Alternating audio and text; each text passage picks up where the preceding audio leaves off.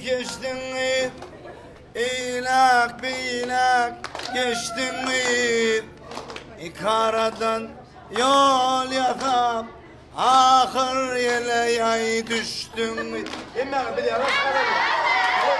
Çıkaralım hemen. Gel toplama çıkar. Çıkaralım hemen bir yana. Ha üç çay yedi. Oraya mı? Bir de sizlere uğrandı o. Gitti mi? Geçtin mi?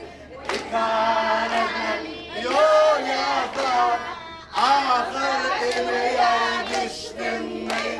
Ay ay ay alle ha canım canım ne yine daydalan seni ala hey hoppa ha ala Tuda ya yediyen gemi dirra ha demir yol anırtı pamidir çallar yani yakşı doğunum bellar pislanay biri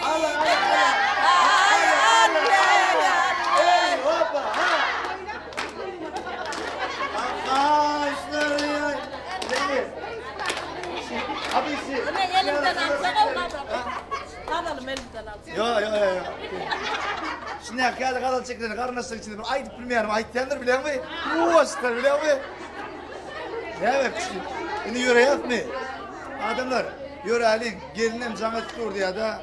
Meş oluyor ne açı? Çaltlardan son çoğda çıkmasın yer yaptı. Ne var?